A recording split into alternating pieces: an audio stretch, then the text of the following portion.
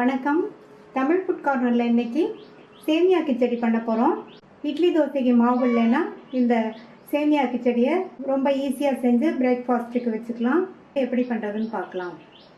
இந்த பேனில் 1/2 table spoon நெய் சேர்த்துட்டு, நெய் உருகுனதும் இதில் 1 கப் சேமியாவை சேர்த்து சேமியாவோட கலர் லைட்டாக மாறுற அளவுக்கு வறுத்துக்கணும். சேமியா வறுபட்டு அதனுடைய கலர் லைட்டாக மாறிடுச்சு. இந்த அளவுக்கு வறுத்துக்கணும். இந்த மாதிரி சேமியாவை நெய் அல்லது எண்ணெய் சேர்த்து கலர் மாறுற அளவுக்கு வறுத்துக்கிட்டா கிச்சடி நல்லா உதிராக இருக்கும். இப்போ இதை ஒரு பிளேட்டுக்கு மாற்றி ஆற வச்சிடலாம். அடுத்து இந்த பேனில் 2 டேபிள் ஸ்பூன் எண்ணெய் சூடானதும் அதில் 1/2 டீஸ்பூன் கடுகு பொரிஞ்சதும் 1 டீஸ்பூன் உளுந்தம்பருப்பு, 2 டீஸ்பூன் கடலைப்பருப்பு கொஞ்சம் அதிகமாக சேர்த்தோம்னா கிச்சடி சாப்பிடும்போது நல்லாயிருக்கும். அடுத்து 7-8 முந்திரியை சேர்த்துக்கலாம். இது எல்லாமே நல்லா வறுபடட்டும். முந்திரி பருப்பு சேர்த்த பருப்பு எல்லாமே நல்லா வறுபட்டுருச்சு.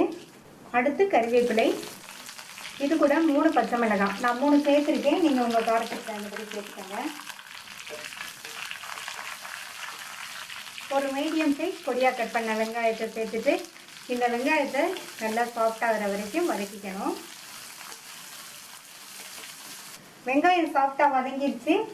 இது கூட 1 டீஸ்பூன் பொடியாக கட் பண்ண இஞ்சியையும் சேர்த்து வதக்கிக்கணும்.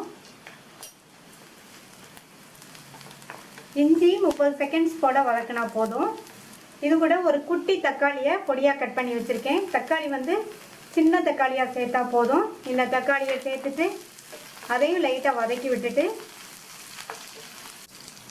2 டேபிள் ஸ்பூன் பொடியாக கட் பண்ண கேரட், 2 டேபிள் ஸ்பூன் ஃப்ரெஷ்ஷான பச்சை பட்டாணி, 2 டேபிள் ஸ்பூன் பொடியாக கட் பண்ண பீன்ஸ், இது கூட 2 பிஞ்ச் மட்டும் மஞ்சள் தூள் சேர்த்து வதக்கிக்கணும்.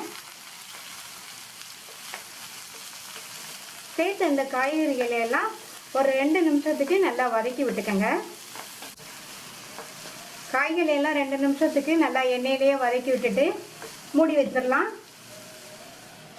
மறுபடியும் நல்லா மூடி போட்டு இன்னும் 2 நிமிஷத்துக்கு சேர்த்த காயெல்லாம் வதங்கட்டும்.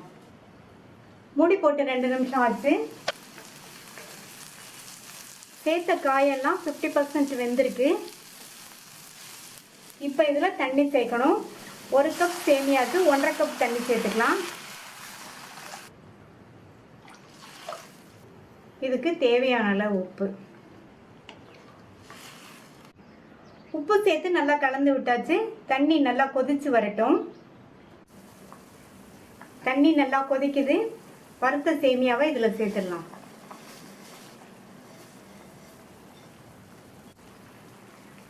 ஸ்டவ்வை மீடியம் ஃப்ளேமில் வச்சுருங்க. நல்லா கலந்து விட்டுறலாம். சேர்த்த தண்ணியை இந்த சேமியா நல்லா இழுத்து வெந்து வரட்டும்.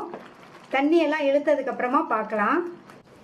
இப்போ 4-5 நிமிஷம் ஆச்சு. நம்ம சேர்த்த தண்ணியெல்லாம் இழுத்து சேமியா நல்லா 3/4 பங்கு அளவுக்கு வெந்துருச்சு. சேர்த்த காய்கறிகளுமே வெந்துருச்சு. இப்போ மூடி போட்டு மறுபடியும் சிம்மில் வச்சு ஒரு 4-5 நிமிஷத்துக்கு விட்டுருங்க. இடையில அப்பப்போ கிளறி விட்டுக்கங்க. சேமியாவும் நல்லா சாஃப்டாக வெந்துடும். நம்மளுடைய கிச்சடியும் நல்லா உதிராக வந்துடும். சிம்லேயே மூடி வச்சு 3-4 நிமிஷம் ஆச்சு. சேமியா நல்லா சாஃப்டாக வெந்து நம்மளுடைய கிச்சடி உதிராக சூப்பராக ரெடி ஆயிடுச்சு. இதில் கடைசியாக 1/2 டேபிள் ஸ்பூன் நெய் சேர்த்துக்கலாம். நெய் சேர்த்தோம்னா நல்லா டேஸ்ட்டாக வாசனையாக இருக்கும். நெய் கண்டிப்பாக சேர்த்துக்கங்க. இதில் பொடியாக கட் பண்ணால் கொத்தமல்லி இலைகளையும் சேர்த்துட்டு நல்லா ஒரு தடவை கலந்து விட்டுட்டு ஸ்டவ் ஆஃப் பண்ணிடலாம். சுவையான சேமியா கிச்சடி நல்லா உதிராக ஜம்முன்னு ரெடி ஆயிடுச்சு. நான் இன்றைக்கி தேங்காய் சட்னியோடையும் தக்காளி சட்னியோடையும் சர்வ் பண்ணியிருக்கேன். இந்த டேஸ்டான சேமியா கிச்சடியை ட்ரை பண்ணி பார்த்துட்டு உங்கள் கமெண்ட்ஸை சொல்லுங்கள். தேங்க்யூ.